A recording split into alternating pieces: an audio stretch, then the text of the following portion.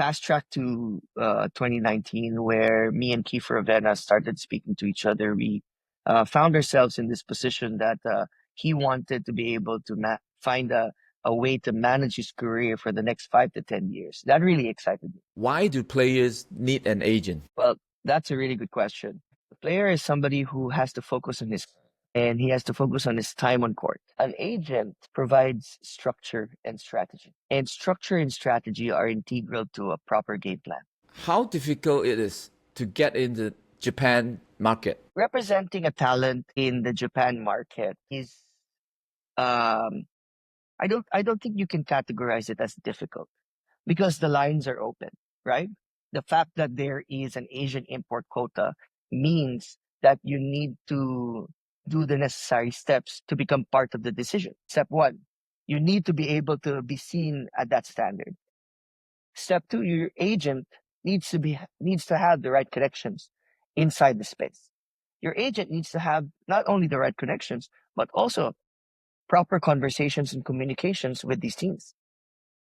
You need to also understand that as an agent, we need to understand the cycle of basketball as a function of its transfer window.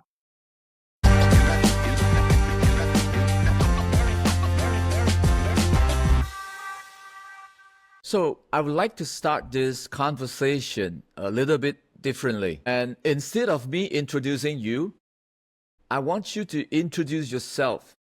Who is Miguel Alegre in your own words? Your journey, your values, and the moments that shaped you into who you are today. Well, I would say that's a mouthful, but entirely I'll try my best to identify with those questions. So Okay. Miguel Alegre is a sports enthusiast at heart. Born and raised in Metro Manila. I'm almost identifying myself in the third person, but born and raised in Metro Manila, I've found myself always into sports, playing it when I was younger. In fact, my first sport was football, not necessarily basketball. I've always been an advocate of the idea that you need to learn to play something before you start getting involved. And I think growing up, I was just very much exposed to the world of sports. My father would bring me to the university games where we would watch. As you know, university basketball here is very much a big part of basketball culture. And ever since I was young, we would go and watch basketball games. And from then on, I understood what it meant to become a fan, understood what it meant to become a part of a team. And naturally, as any sportsman would do who used to play sports, your working environment also is treated like a sports team.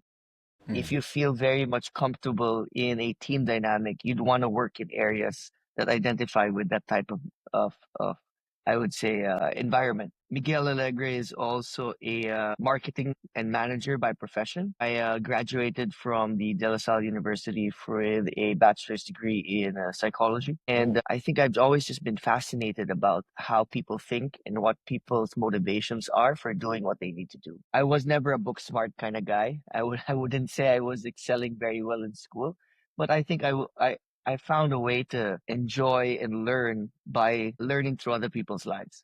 I was fascinated with how people became what they were. In college, I found a fascination because of my course in psychology to read biographies. And of course, I had to read a lot of biographies of sports people. Michael Jordan, Pele, Maradona. I was reading a lot of these biographies, but I was reading it in a sense that I wanted to understand what motivated them. And because of, I would say, my time in gaining my degree, I found a very strong interest in being involved with helping people reach their potential. It sounds very motivational speaker type of approach, but I think I wanted to combine two worlds that I found myself in. The world of knowing people and understanding, what motivates them and how I can help them make sure that, they can reach their potential. And the other side was sports. So true enough, 2018, 2019, I got involved with a few athletes who were looking at the opportunity of representation and managing their career. I actually started out as a commercial manager, managing mostly commercial rights. And I endeavored to help out athletes that were in the space. But I had one major, I would say, what type of athlete I would represent. I needed to represent an athlete that was looking to participate in global tournaments, finding ways to let the Filipinos shine abroad. So those were basically those two aspects of it. And, my values really come into consideration here because growing up, I grew up I grew up in a family of 9 children, and I was the Okay. eldest of 9 kids. So family values were very important in my household. And my mother and my father, thankfully, thanks to them, they raised us very well in terms of, putting the team first, I would say. And I was always looking out for my brothers and sisters growing up. And I think in that dynamic, you can't help but be more, I would say, attuned with your surroundings. You can't help but be selfless. You can't help but be motivated by, helping other people and seeing other people grow. And those family values at home really helped me become the, I would say, manager enthusiast that I am today. So going back to that idea of representing talent, I was representing them purely through commercial rights, helping them get their deals. And because of my background in working after college in telecommunications and financial technology, or fintech is what they call, I managed to get a large amount of corporate contacts that really helped me bring forward these athletes and also understand how these companies and commercial companies think. But only when I started diving deeper into the athletes, or the athletes giving me the opportunity to understand what their life was like, I began to see the lens through a different light, where these athletes also wanted to build their careers in their sport. So, um, fast track to 2019, where me and Kiefer Avena started speaking to each other. We found ourselves in this position that he wanted to be able to find a way to manage his career for the next 5 to 10 years. That really excited me because generally that meant that somebody was looking at the game beyond the sport. Somebody was looking at the game longer, and true enough, that was my. I was very inspired by his story of what he told me. We became very good friends, and I became very good acquaintances. That led him to believe that I could manage his commercial rights in the beginning, and ultimately inspired me to start managing or building my career in sports management from there. So as you can see, my career to sports management wasn't something that I would say naturally came out of college. It was something I would say I carved out based on what I felt was, I would say, what I enjoyed, right? And I wanted to find a balance between what I enjoyed and what challenged me. And I felt that in that moment, I realized that even if sports management and representation of athletes weren't necessarily a clear path, there wasn't necessarily a clear path given in the Philippines. I wanted to carve that out for myself. I wanted to take the risk.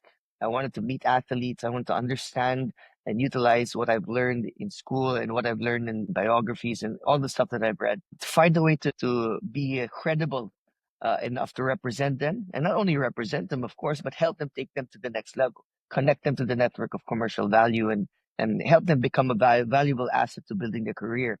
And that's when I said, in 2019, that's when I said, I'm going to make this a lifelong endeavor. And yeah, here I am trying to be the best sports manager I can be.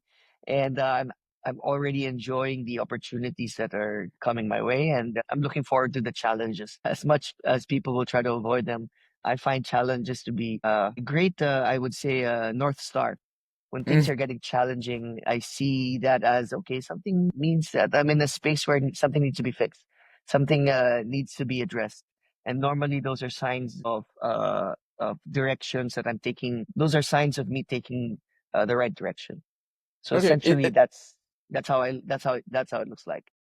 Is that what inspired you to start your Bridge Sports Global agency? So when Bridge Sports Global came about, I wanted to formalize my efforts with becoming a sports manager and the representations. When I started representing Kiefer Avena, I realized, and we both realized that, listen, we're not going to create just an effect by showing people that individually, in Kiefer's case, there was an impact in the way his next 5 years was going to be. We wanted to be more intentional about how we were going to take his journey from being a professional athlete locally to being a global athlete, and utilize that as a reference to helping others take that next step. So we started thinking about putting together an agency that would not only represent him, but also represent represent future talent by helping and allowing them follow the footsteps or learn from the footsteps that he's had, both good and bad experiences, right? Because you have to learn from both.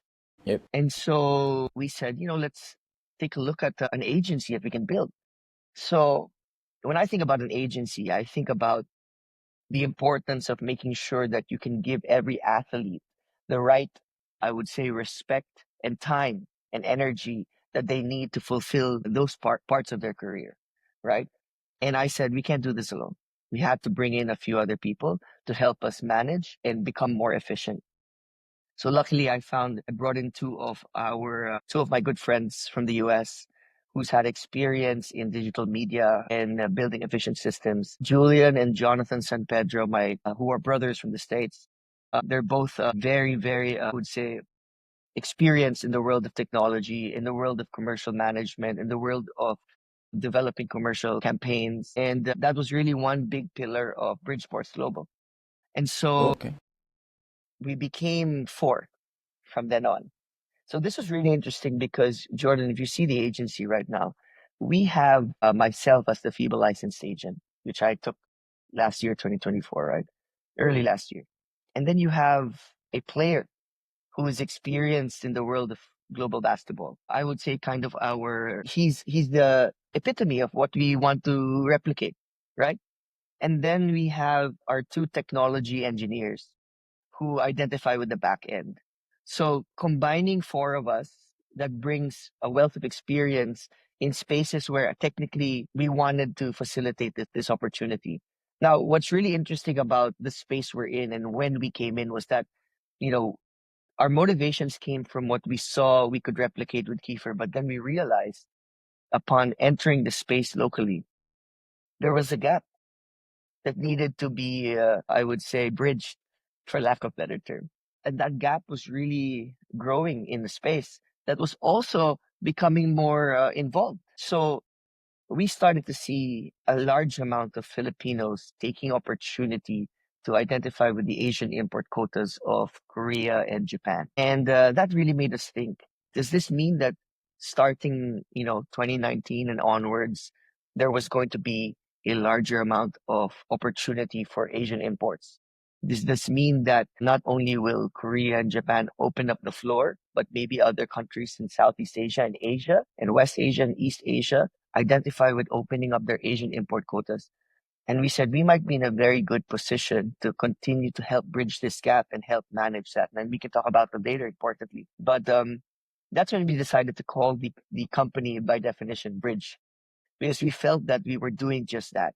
We were trying to help bridge the gap between the local opportunities to the global world of basketball, and trying to help these athletes locally identify with the opportunity of seeing themselves in the global stage, helping them do three things. Number one, helping them manage their career globally, giving them the opportunity to see that there is an opportunity for their skill and talent as an Asian import. Number two, helping them develop their personal brand, knowing that as important as it is to look abroad, it's as important as it is to manage their exposure value and marketable value. And number three is managing their finances and helping them reinvest their opportunities. And those are the three things we committed to in Bridgeports Global. We wanted to help talents, and we're looking at continuing to do this in a value of quality, where we would try our best to make sure that every talent that we represent has the same, I would say, respect in terms of time and transparency, as the team support that we would give to every talent. And, we're only getting started. We're representing a lot of talents, a few talents, not a lot, sorry, a few talents right now.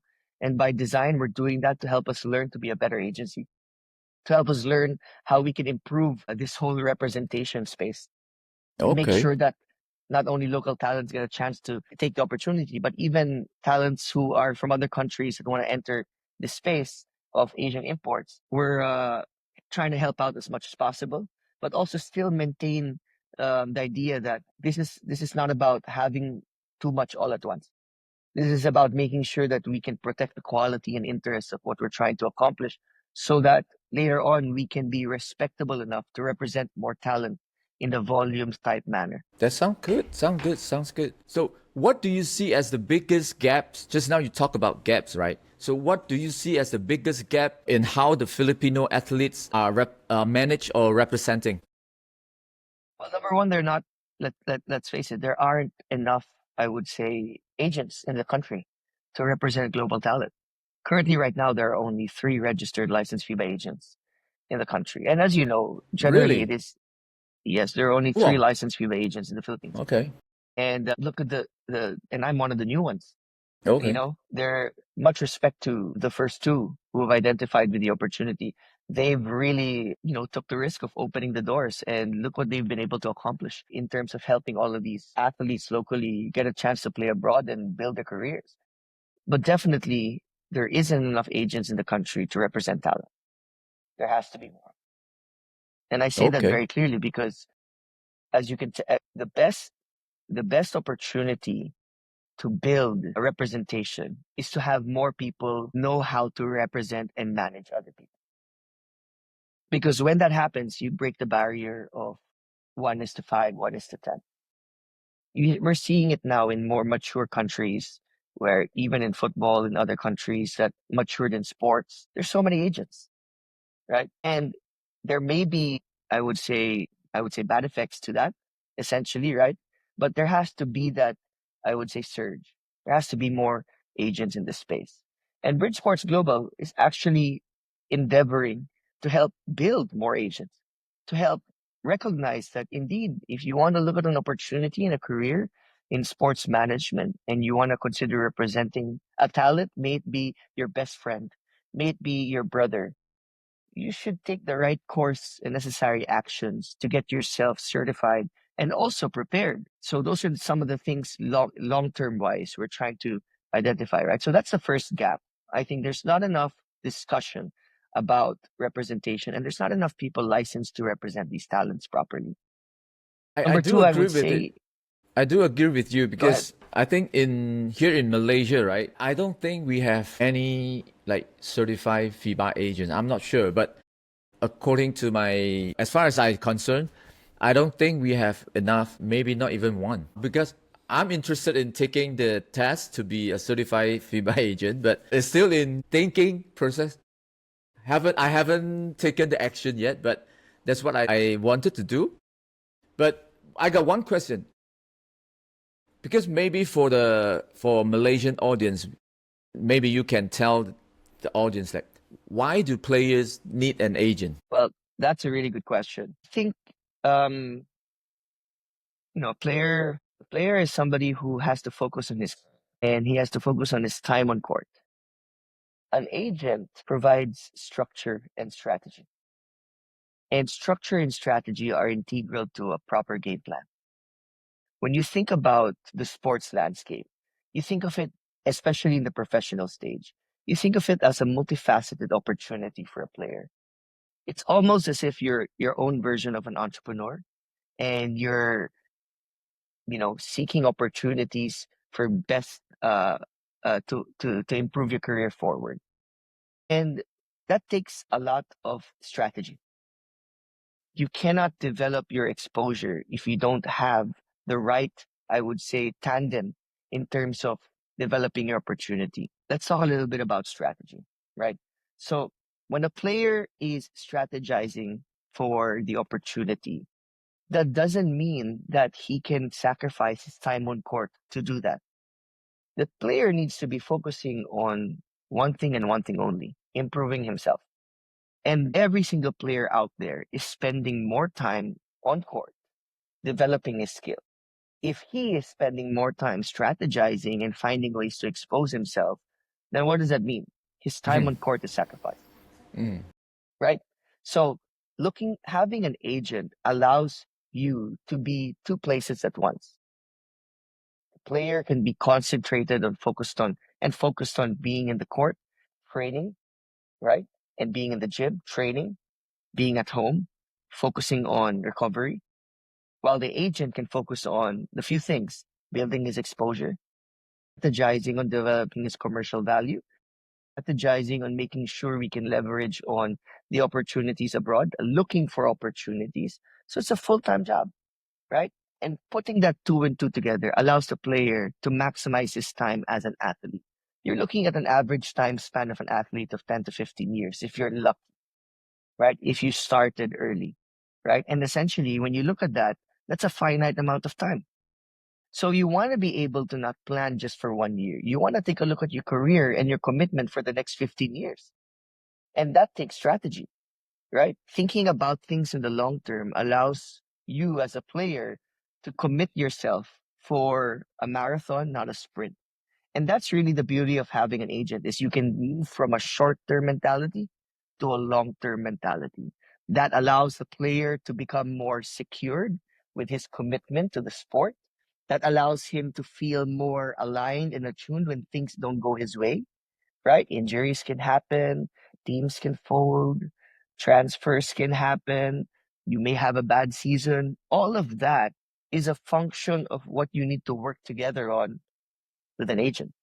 The agent allows you to make sure that when these things happen, your focus is still very much on improving yourself on court, getting yourself better, while the agent can help manage that.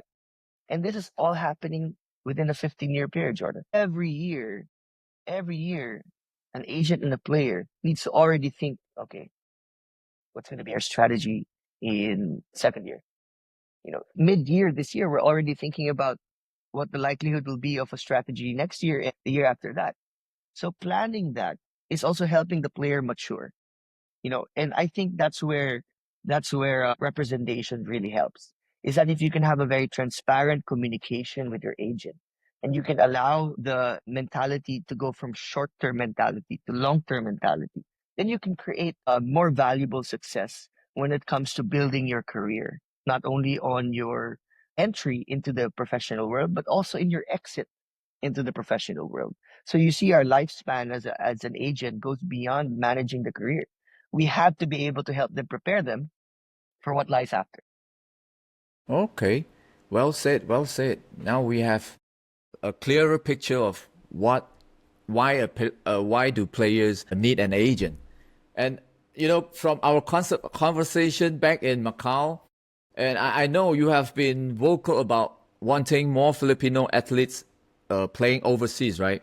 So what's holding it back? I would say it's really more belief.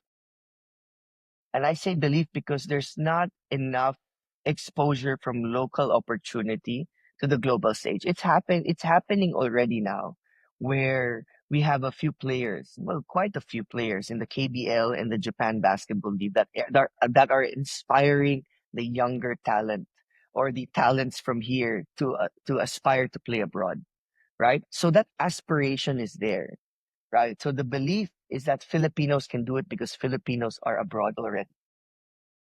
But we need to transition that belief into internal belief, where the players themselves can now realize that, "Hey, I'm a basketball player, I have the talent. What can I do now with that belief to transition that into something actionable? Where can I take my belief? Where can I take that inspiration that turns into internal belief into an action that I can, do that allows me to locally build myself in terms of making myself at the standard of global basketball? What steps do I need to take?" So what's stopping them is what's stopping them from making it globally is not their talent. They're talented. We have the skill. It shows. But it's making sure that there are, I would say, the levels of experience, people that can guide them to where they need to go globally.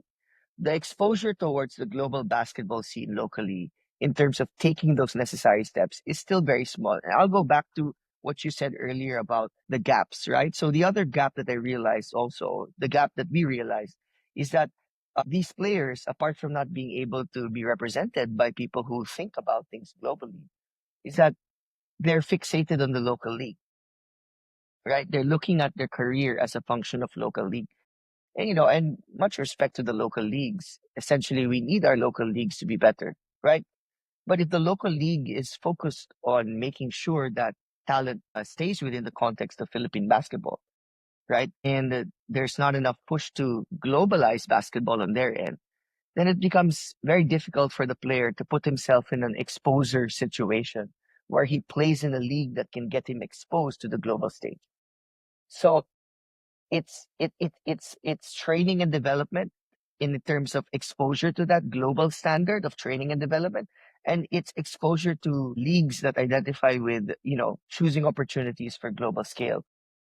These two aspects of it, combining with the idea that there's not enough representing talent, that there's not enough agents that represent global opportunity locally, are what are stopping the gap. And I say this with very strong conviction. These will change. Our problems today locally will change. Our gaps today will change because we're actively pursuing them. I think in the next 5 to 10 years, you're going to see a huge surge of Filipino talent, not only coming from the Philippines, but those from the US who have Asian nationalities coming to the Philippines to fine tune themselves and then going to other countries. And at the same time as well, we're going to see a lot of Filipino talent who are already playing abroad, right? Find their way back to the Philippines. And I think that's what's going to happen in the next 5 to 10 years. Our leagues are going to get better. Oh, I definitely see that. Our leagues will have no choice to get better, I think, because basketball is a global game and we need to recognize ourselves as a global sport. We're part of it, right? yep, And that's right. governance wise, that will change as well. I'm hopeful. And essentially that will mean that there will be a better opportunity for local players to find themselves in exposure, representation, and better training. You mentioned about the local leagues, which means it's PBA, right? So, Yes. to us, PBA, because it's the second oldest professional basketball league in the world after the NBA. And that is like the gold standard in Asia basketball. Previously, I'm not sure about now. Now maybe it's a Japanese B League, but previously, PBA is like the gold standard of a professional basketball league. But these few years, I have been following PBA for some time as well because I saw some news a couple of years ago, like they're preventing some local talents to go abroad. I'm not sure. Correct me if I'm wrong. I'm not sure if these rules is still on now or they already abolished it. I wouldn't say it's a rule. I would say it's a transition period. Okay. There have been a lot of things said about the local league as a function of global opportunity, I would say, right? Where we can see a distinction that the league locally feels like it's lagging behind compared to its, I would say, counterparts, right? For example, in particular to our import quotas or our import ruling. In the Philippines, we only have a one import rule per team versus that of other countries that are starting to become two or three, let alone open up an Asian import for an Asian country, right? Which essentially I would say is one of the biggest changes in FIBA that's been, miraculously growing the sport. But yes, the local league, having said that, is looking like it's lagging behind. But what people don't realize is that the changes are identified, meaning that our problems or our limitations, our challenges rather, as a league to become at par with other leagues in the country in Southeast Asia, they're enumerated almost in 5 easy steps.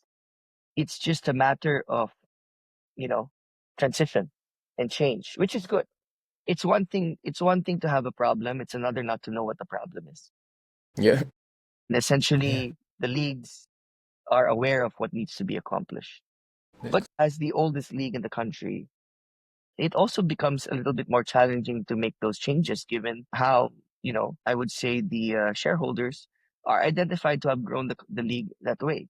Like Mhm. anything else, whether they perceive it now or in the future, time will only just change that and recourse to that. Because when the global world of basketball is starting to pick up pace and growing in a manner in which we're being left behind, we will have no choice. And I see that already happening in small ways. It may not be in fast way in the ways the local community would like to, but there are changes already happening, positive ones. From the governance side of things all the way up to the local leagues management, you're starting to see more guest teams coming to the PBA, right? Eastern Hong Kong Eastern played in the recent tournament. That's a really good sign. We're starting to see a lot of imports shining and staying in the league a lot longer, which is a good sign too, meaning that even if we're three leagues, we're becoming a more sustainable type of league. But definitely on the side of bringing players out, I think, as much as we want time not to be take too long for the teams to recognize this, I think teams are going to have no choice in the next 2 years to start becoming more open to having players from local league, from their area, taking opportunities abroad because the opportunities abroad are just more standardized. They're just more, they're hard not to take advantage of, because it exists, right? And what happens when a player plays abroad is that his market value in the global side of basketball, his market value increases automatically, right? And that's what I foresee. I have a very positive identity towards the league. I don't want to necessarily look at them in a negative way because we want our basketball league to be globalized. And instead of focusing on the narrative that we're lagging behind, I would focus on the idea that we know where we're going, we know what needs to be accomplished, and we're going to take the necessary steps, however slow, to get there. And that just means what needs to happen in 1 year could happen in 5. I do agree with you because I feel that the local leagues, which means the PBA, they shouldn't feel threatened by players going overseas. No, you're Do you think absolutely so? right. I think it's not a competition. It's a benefit. It's a benefit to see your team trading your good player to another league because it recognizes that you want to participate in this global world of basketball and trading. It allows your team to also be recognized for the global talent that you carry. Teams in the Philippines associate themselves on a commercial level. They're commercial teams, right? And they're run as businesses. And because they're run as a function, oftentimes we get misled to the idea of what the market value of the player really is. But when the player is recognized globally, that means his market value actually is recognized because then he can associate himself to a certain level and standard that, hey, this guy can play globally. If you technically are a player who plays in Japan, right, currently today as an Asian import, and that just means that your level of play is considered valuable across all of Asia, meaning that you're a valuable import potentially in any country in Asia, right? And potentially even in the EuroLeague, right? So your market value is there. Teams should not hesitate to take the opportunity to recognize functions of trade. I think this needs to go deeper than just, losing a player. It's gaining also a connection to another team. Building that type of relationship with other teams can help you also, if you're open to gaining more players in. So that's what I'm saying. Like there will be kind of a transition period, and I'm hopeful for this, where the teams start to recognize that the trading of players from local to global is all a matter of the league rather, is all a matter of becoming more open to allowing more imports to come in. Gone are the days where we had to think about, focusing just on growing the talent, because and the talent alone without exposing them to opportunities. When we open up potentially the import ruling in the Philippines, and that import ruling becomes, more than just one import, having two or three, and potentially opening up an Asian import quota, then we're going to start seeing the globalized value of basketball become more valuable to their commercial value, Yep. right? And those, Yep. I would say, are the constructs of what I'm hopeful the league will look at in the future. But right now, players who we see in the college ranks, in the high school ranks, both men and women for that matter, we're telling them specifically that it's important whether you want to play in the local league or the foreign league to already standardize your training and development in accordance to the global standards of basketball. Correct?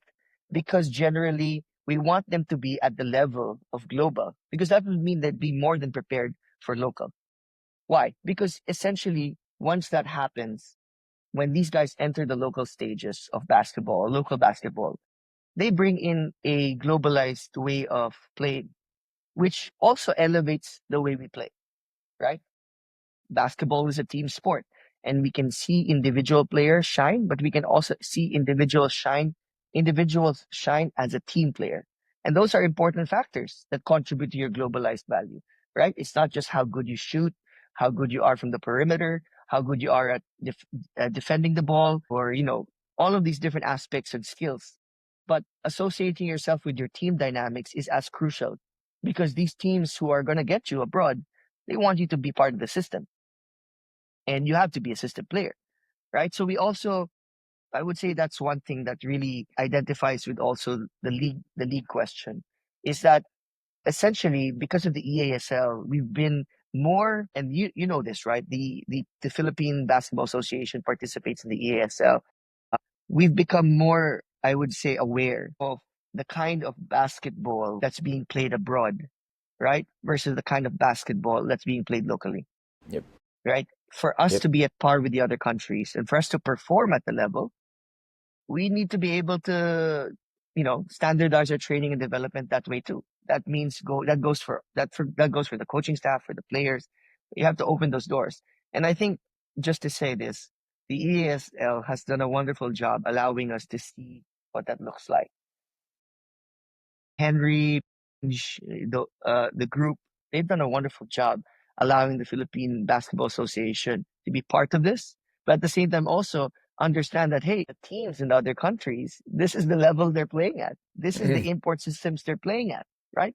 And so, are we going to just step away from it, or are we going to lean into it Yep. and adjust and embrace the idea that by doing this, we have to embrace the way we run the league, the way we get our players in, the way we are open to trading players and development, and of course, um, the level of competition that we need to be in. That's right. That's right. Because when I watch the EASL games, the level is high, the intensity of the game is immense.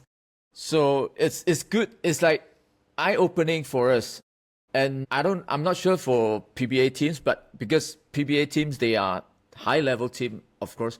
But it's good in a way that we have teams from different leagues and come together and play and, exchange ideas sometimes, maybe. You know what I mean? Yeah, 100%, Jordan. I mean, we can talk about wins and losses of the EASL, but more importantly, we're talking about exposure. We're talking about ideas of exchange of ideas Yep. on the court. We're talking about a team from Japan playing against a team from Philippines. We're talking about the Japanese way of running basketball versus the Philippines way of basketball. And what we see as fans outside of the court while watching the game is different from what the coaches and the players are experiencing. They're probably looking at things in terms of like how was this play drawn? If the Philippine team or the Philippine team representing the Philippines in the EASL was participating against another team from Japan, they're probably looking at it and saying, hey, these are the ways and systems in which these basketball teams are playing. Maybe we need to incorporate some things into how we play. Maybe we need to start looking at, how we run our pick and roll better, how we run our defensive systems better. And all of that is based on exposure, and that's what the EASL has succeeded in primarily, is that, it may be a long game till we get a lot more, I would say, fans into the stadiums, right? But essentially, it's already giving the teams and players this wonderful exposure that needs to continue. So we need to see the EASL grow and we need to have more, and we need to have continued, I would say, representation of Philippine teams in the EASL, because that's going to give us the exposure we need and the nudge we need for our teams to globalize themselves and become part of global basketball. Every year we're in this already, right? We want to compete with Indonesia. We want to compete with Malaysia on a club level, not only a national team level. And the amount of games that you'll be playing in one year, right? Teams have to adjust. you don't want to say no to the opportunity just because the load is too much, right? Yep. You want to expand the way you run the team. You want to improve your recovery systems. You want to invest more in the team. And that means by investing more in the team to participate in these leagues, you're going to have to also create better commercial value of your teams. So it's going to, the ESL is already changing the fabric of how we think. Everybody wants to play in the ESL, and the local leagues are going to start finding themselves more in tune with the ideas that, hey, there are reasons for investment now. Yep. Right? We need to find ways to connect better to the fan bases. That's We right. need to find ways to improve our sales values or sales components or jersey sales or fan experiences. All of that comes with the idea of globalized basketball. All of that comes with the idea that now you're not playing with just a localized value, but now you're playing in a global scale, right? For example, just give you an example. Rudy Ravenna playing in Dubai. Right? Categorically amazing talent, deserves to play there. Amazing opportunity for him, but also amazing opportunity for our fellow Filipinos in Dubai. When you go to a Dubai game right now where 30 Ravenna plays, 70% of the crowd is Filipino. And it's fascinating because Filipino fans are one of the best fans in the world when it comes to becoming a fan. They will give everything for you, but they carry the flag with them as well, right? And essentially that really means something because they're a blessing to basketball. And they deserve our utmost respect and appreciation in the way we run our teams. We as a team need to respect the fact that these players or these fans love the game of basketball alone, number one, but also want to cheer for somebody that wins. Also wants to also, apart from that, also wants to experience some value as a fan. Yep. Right? They want to increase their level of, I would say, exposure to the team, right? And the team's job is to really make sure that they can also build a good team, not only build a good team, but also build a good fan opportunity for these teams. That's all part of being being part of the world of global basketball. We have to stop looking at it as a cost function and an expense. We need to start balancing investment and commercial value. Absolutely. I totally agree with you. Coming back from like player agency, because you are representing Kiefer in Japan. Yes.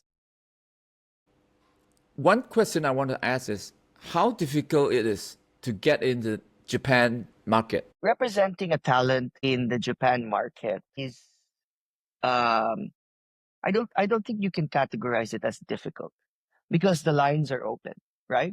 The fact that there is an Asian import quota means that you need to do the necessary steps to become part of the decision, right? And what's great about Japan basketball is that they like to use their Asian import quotas. And they like to use that Asian import quota as a way of maximizing their talent pool on a guard level or on a 3 to 4 level. You normally get the imports for your big men, right? You normally get the imports to bring in strong value in your defense, in your post game, right? The Asian import is really strategic because since Asians are known specifically to be smaller in height but more agile and more skillful, you're able to bring that dynamic of what you're missing essentially through an Asian import. And that really makes it advantageous for Asians. Not many Asians have the height advantage, right? To play against and compete against, I would say, the US import or the European import or in that manner, right? So instead of competing with them for that spot, you're now participating in a space where you have a very good advantage of competing, which is based on skill, talent, and I would say your engine, right? So that just means that there's a very clear variable to success when it comes to preparing yourself to become an Asian import, right? You just need to make sure, number one, that as an Asian import, you're participating or your standard to which you play your game is at the standard to which statistically these teams are looking for you. That's what's most important, right? Step one, you need to be able to be seen at that standard. Step two, your agent needs to have the right connections inside the space. Your agent needs to have not only the right connections, but also proper conversations and communications with these teams. You need to also understand that as an agent, we need to understand the cycle of basketball as a function of its transfer window, right? So you now have three major components that give you the opportunity to become part of the discussion. It's currently the transfer window right now for the next season, for the KBL, for the Japan Basketball League, right? Lots of other leagues also as function of transfer window. You have to become part of the conversation, right? There's no easy way to say this, but you just have to also be patient. And patience comes to transparency. That doesn't mean that you simply just wait as a player. You should take a look at your agent and make sure that the agent is accountable for what's happening during that patience or why you're being asked to be patient and wait. And normally it's because you've seeded your name or the player's name into several opportunities within the region in Japan. And over the months or over the weeks, rather, you've counter-checked specifically how those conversations have gone. And the player is patient enough to be recognized that every week he's getting updates about what the exposures are and what the opportunities are. So that if in the case that within the season or within this period, there needs to be a shift of mindset, right? The opportunity doesn't exist yet. Then we should also still look at other opportunities outside of the B League. But it's not about how difficult it is. It's about how well prepared you are, to well organized you are, to make sure that you're not only ready as a player, but also you're getting your name into the spaces to which needs consideration. Though we're lucky that generally Japan is not too far from us. You have to make your physically also find yourself there to maximize that exposure. You have to do what you can to get out there. So, if you're gonna, the reason why I continue to say we have to stop thinking about difficulty as the aspect to which stops us from getting there. Difficulty is not the issue. FIBA and the leagues have already given the opportunity for opening up the Asian imports. So become part of the conversation. Just become part of the conversation, right? Talk to agents. Another thing, don't limit yourself. If you're an agent, collaborate. Collaborate with other agents. Discuss opportunity, right? Sometimes we're too focused on securing our financial gain, and we become the limitation to the player's opportunity. We have to be able to think outside of our own financial gain to be able to bring this player in, if that means the player can come in. That is the most important thing. We have to separate ourselves from this whole idea that we take X percentage, right? Because we veer away from timing of the opportunity. If the opportunity is there and it needs to be taken and it needs to be a function of collaboration, do it. For the player, do it. Because this is a long game for the player. Get him in and do your job to take care of him. Create his commercial value while he's there. Develop his relationship with the team. Help him become the best version of that player. And set aside your idea of just financial gain. Because you need to find a way. And that's why I'm always going to say this, Jordan. And in terms of PSG, we run our association not based on the North Star of financial gain per player. We want to maximize the talent, and we know sometimes our financial gain will come in the fourth year or the fifth year. In the beginning, we also as an agency need to invest, and that sometimes just means giving up our financial stake in percent. We have to be able to be open to that, just because the opportunities are more important to be taken rather than left alone. I have been trying so hard to help our players go overseas, but just keep trying my best. That's why I asked for help. That's why I asked for help from you. That's exactly that. And when you ask for help, I never batted an eyelash. The moment you needed help, we're ready to help you, right? Because generally, everyone needs a bridge. Yeah. Everyone needs a solid bridge, and the bridge cannot be built on its own, not to speak in any imagery, but you need to build a strong foundation, and the foundation is built on trust and value. And if people who are representing their talents come off as not functions of trust, then the bridge cannot be built properly, right? So genuinely, if there's a genuine need and want to help this player, then we need to build a solid bridge. A That's solid right. bridge means solid communication. A solid bridge, solid understanding. Very transparent about what the opportunities are so that the player also doesn't waste his time crossing it. Generally, we're going to see a lot of that collaboration, especially from our agency.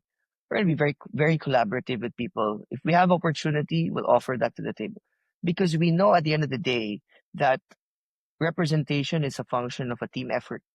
It cannot be done on its own. We need to be able to help Malaysian players. We need to be able to help Korean players bridge the gap from their local to the global stage. We want to see a transition period where our players are playing all over the world and the standardized values of Asians are no longer about just playing locally. We want to see in the next 10 years Malaysian players playing in other countries, but Filipinos playing in Malaysia. We want to see all of these things happen because that's what's great about the global game of basketball. And technically, generally we could see this as a value in terms of globalized value for a balancing act that makes sense towards what football is doing, right? Yep. Football is really globalizing the sport in such a way, but it's also now because they've embraced the globalized sport, we're now seeing players who are in local areas or locally to their country playing abroad as imports and bringing back the opportunity to the Philippines or bringing back the opportunity to their own country. We're in a very great opportunity to collaborate, and I'm happy to collaborate with anyone for as long as we can provide them value and provide them through a transparent and a proper communicative way. Yep. That's great to hear because really need help from anyone I can ask. But You know, looking at the bigger picture, right? I want to ask as an agent, not just as an agent, what is success looks like to you? And not just as an agent, but as an advocate for Philippine talent. success to me looks like Filipinos playing in the NBA, Filipinos playing in the EuroLeague, Filipinos playing in for their country. Success to me looks like Filipinos embracing their heritage and bringing their success back home to the Philippines and engaging in developing further the opportunity. That's what success looks like to me because we see that a lot now in the efforts of import players playing in the NBA. Mm-hmm. We see how import players playing in the NBA, succeeding in the NBA, have created so much positive effect to their own country. And I feel like not I feel, I know that that's the kind of success that's waiting for those that want to act, you know. And we have to think larger and think bigger. And success is a really big thought to this idea of what it means to be a basketball player globally. So I really see that competitively, Filipinos have every ability to compete abroad.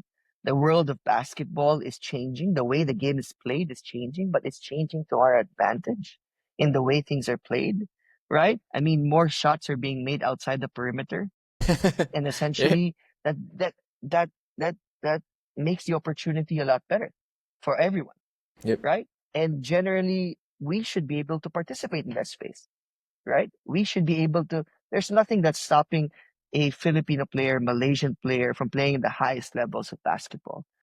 And there's nothing that's stopping them to become a global icon enough to bring back the opportunity, not as a function of because they have to, but because they want to, right? They want to be able to create the next generation.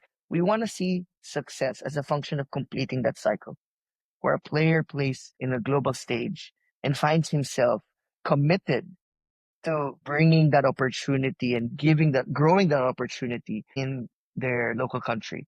That's what Malaysia, that's what Japan, that's what all these Asian countries are going to be experiencing in the next few years. Imagine right now Japan with players playing abroad, whether it be in the NBA or whatever other league. The local league or the communities locally are starting to aspire to see their value. Wait till those careers mature and these players will now come back and create more value, right? So that's really the cycle that we have yet to experience. And that is why we need to get as much people out to be able to experience the global world so that they can come back and develop those further. So with Malaysia, Jordan, there's definitely that course of action that we together can take in collaboration, help each other out. Brilliant. I'm happy for that. I'm happy for the collaboration.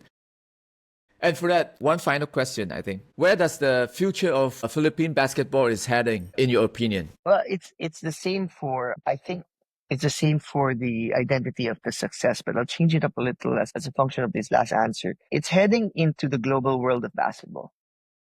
That's for sure. And whether local leagues recognize it or not as early as now, right? Whether they take action towards globalizing or committing themselves to a more globalized version of themselves, the players recognize it, right? The players recognize how valuable it is to play abroad and how much opportunity there is now. And once these steps locally, in terms of making sure that they're more prepared to take those next steps, start to become more foundationally built, players will see themselves abroad.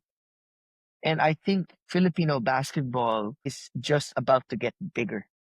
Filipino basketball is just about to take shape in two major ways. More players will exit the country to play abroad and be recognized for their talent because the Asian import quotas are starting to open.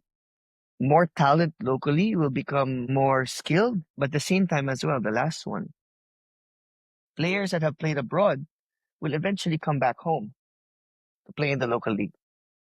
And I believe that's kind of like the turning point of, like what I mentioned earlier, the full cycle. And as long as we continue to have that entry, exit, entry, exit, entry, exit, entry type of deliverable, type of dynamic or cycle, we're going to see continued success in the idea of Philippine basketball. Not without its challenges, not without its roadblocks, but you know, it's got to be exciting for a lot of people because nothing worth doing is ever easy. Yeah. And we're here for the challenges, right? And On an agency side of things, sorry, John. On an agency side of things, I do believe that Bridge Sports Global is trying to do something dynamically progressive, not different, because we cannot disengage what needs to be done. But we need to be progressive in the way we think and do things. We're going to see a lot of, I would say, more efficient ways of managing careers. We're going to see a lot more efficiency towards exposure and development. We're going to see a lot more players wanting to be represented by talent, by the agency and other agencies for that matter. And that side of the business locally will also grow. I expect there to be more agencies in the Philippines representing talent, more people getting certified as FIBA agents, because that's the only way this ecosystem will do a better job is if there are more people playing in the space. And right now we're very lucky to be in it. We're very lucky to have the right support and generally the Philippines is a upward look, I would say, for the most part. okay, cool. And finally, Miguel, if you had one message or advice to give to people who want to be an agent or, or advice to athletes who want to go overseas, what would that be? You have to, I would say the most important thing and the last word I would leave players, for players in particular, is believe in yourself enough to dream as big as you can. Understand that if you're a basketball player and you have the talent and you want to pursue it, know that you want to pursue it at the highest level.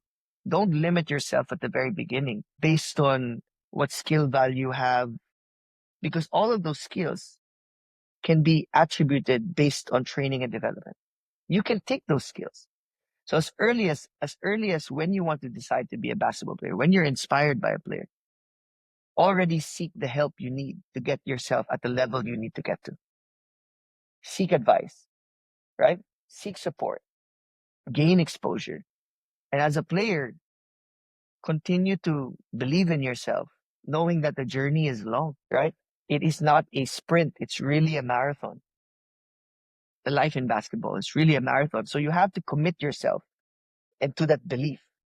On days whether you feel like you're, you know, not having a good day training, still train. Go out there, believe in yourself, and put in the work, right? For future agents, I'm not an expert yet, as an agent. I've only started essentially, right? But what I do know from the time and success that I've had is number one, be transparent and build trust as the largest value to your success. Trust. Because when you build trust, that creates a domino effect towards other people based on your value. You don't want to build your value just based on contract value, because contract value um is it can change over time. That will always go up and down. But you want to develop a trustworthiness with your player that you represent, where they can trust you to make decisions for them. At the same time, you want to be transparent when things aren't going your way, so that you can communicate as a partner. Treat your players as partners, right? Number two, don't take too much too soon. If you have too much representation, that means a lot of responsibility. Take into consideration that being an agent is a responsibility and a benefit that you get by representing a player. As agents, we work for the players.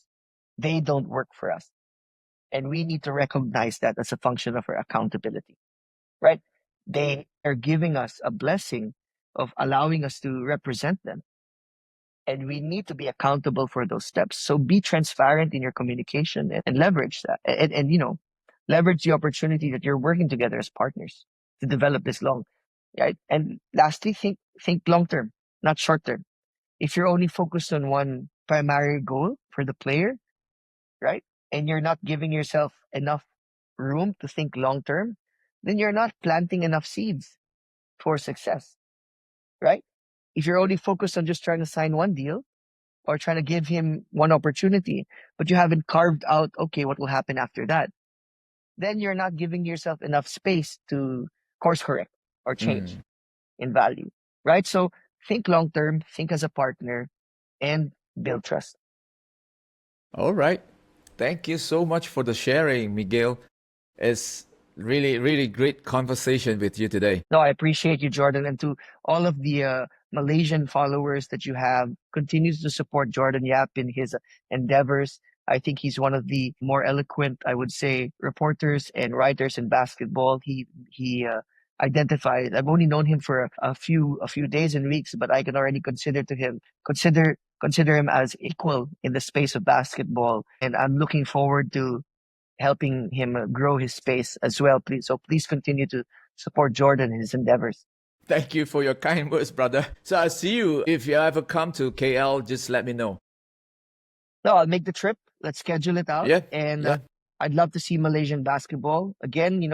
This is more about getting the exposure we need, right? From the EASL, we need to build the exposure. Outside of that, that means making it more concentrated, being more intentional Yep. about our efforts, right? And so Yep. going to Kuala Lumpur is essential.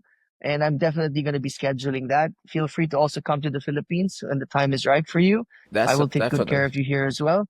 And, looking forward to more exchanges and possibly maybe an episode again in the future. Definitely. I would love to get Kiefer on my podcast as well. You tell us when. Yep. Yeah, I will let you know.